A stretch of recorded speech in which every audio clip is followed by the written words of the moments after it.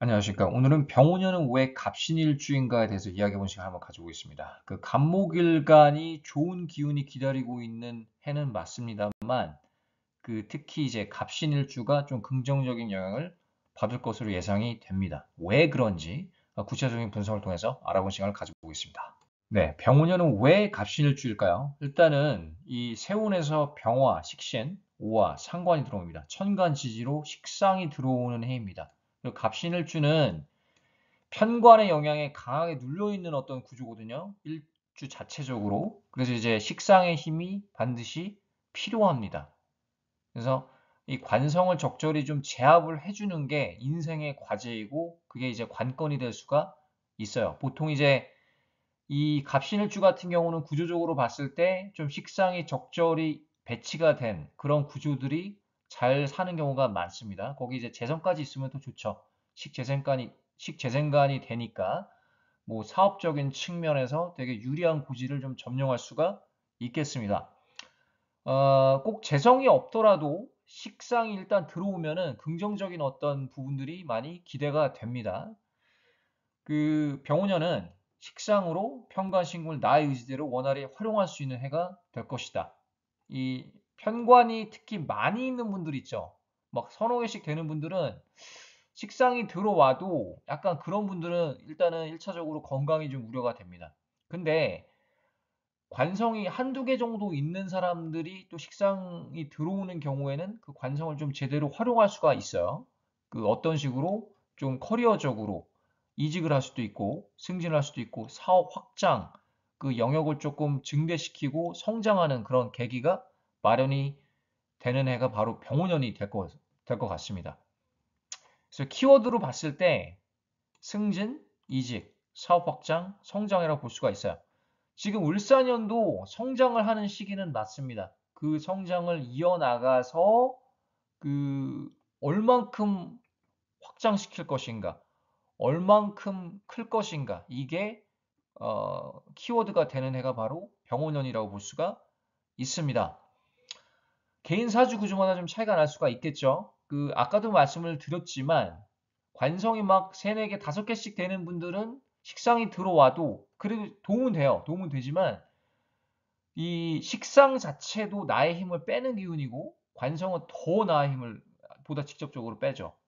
그렇기 때문에 건강적인 측면은 우려가 됩니다. 식상이 들어올지언정. 그렇지만 이 개수가 한두 개 정도 된다라고 봤을 때 그리고 비겁 인성이 어느 정도 받쳐준다고 봤을 때는 이 좀 숨통이 트이는 해가 될 수가 있겠습니다.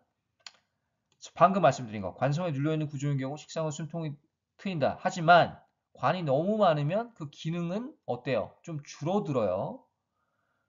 그리고 이제 을사년의 성장을 꾸준히 이어갈 것이라고 저는 봅니다. 근데 이제 글자마다 좀 차이가 있겠죠.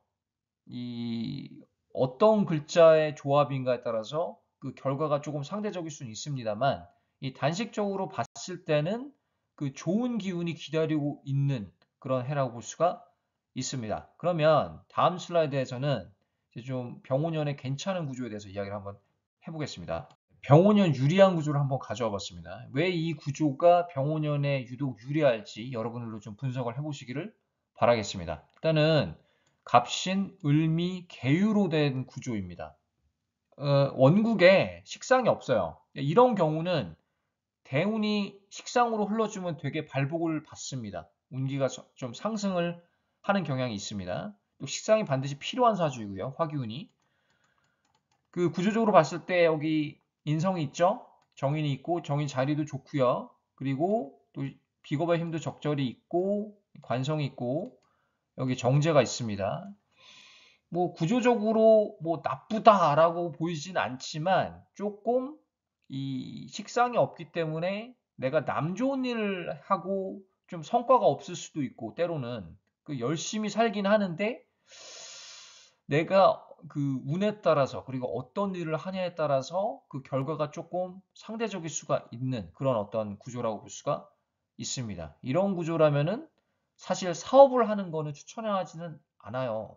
사업에 대한 열망은 있지만 이 식상이 없음으로 인해서 내가 오히려 손실이 따를 수도 있는 그런 구조입니다. 그렇지만 이제 대세운이 식상으로 가주면 괜찮아요. 사업을 해도.